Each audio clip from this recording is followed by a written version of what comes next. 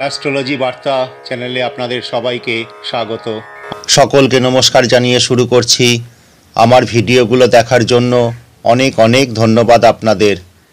আজ আলোচনা করব ঘরে কোথায় কিভাবে ময়ূরের পালক রাখলে শুভ ফল প্রদান করে। 10 দিকের মধ্যে দক্ষিণ পূর্ব দিক অত্যন্ত শুভ বলে মনে করা হয়। আবার পূর্ব দিকের অধিপতি সূর্যদেব এবং ইন্দ্রদেব, এই জন্য ঘরের পূর্ব দিকে ময়ূরের পালক রাখা খুবই শুভ। আপনি চাইলে উত্তর পশ্চিম দিকেও রাখতে পারেন। এই দিকে ময়ূরের পালক রাখলে সম্পত্তি বৃদ্ধি হয় কথিত আছে।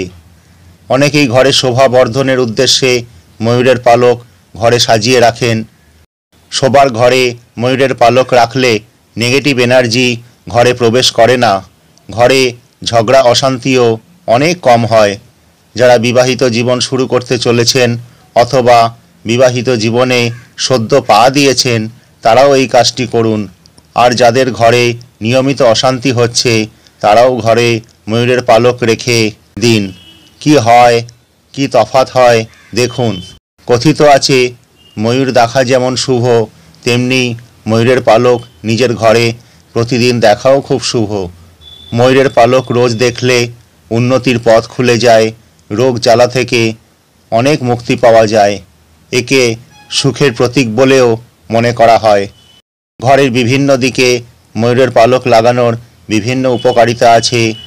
আবার তন্ত্রমতে ময়ূরের পালকে সুতো জড়িয়ে রাখলে সেটারও বিশেষ কাজ আছে। এখন আপনি বিভিন্নভাবে ঘরে এটিকে রাখতে পারেন, তবে সবচেয়ে ভালো হয় যদি আপনি এটিকে দেয়ালে সেলোটেপ দিয়ে আটকে দেন। এইভাবে রাখলে প্রতি মুহূর্তে আপনার চোখে পড়বে এটি এবং এতে অনেক উপকার পাবেন। সাধারণত উত্তর পশ্চিম দিকে এটি রাখতে নেই, তবে যার রাহুর দোষ আছে তিনি এটিকে উত্তর পশ্চিম দিকের দেয়ালে রেখে দিন, দোষ মুক্ত হবেন।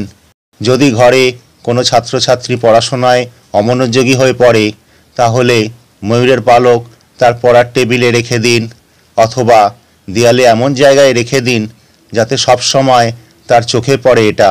সব শেষে বলবো, অনেক সময় দেখবেন দীর্ঘদিন ময়ূরের পালক ঘরে থাকতে থাকতে সেটাতে ধুলো পড়ে যায়। তখন এটাকে পরিবর্তন করে নতুন পালক ঘরে নিয়ে আসুন বা একটু জলে ধুয়ে নিন হালকা করে। তবে ময়ূরের পালক যেখানে সেখানে ফেলবেন না।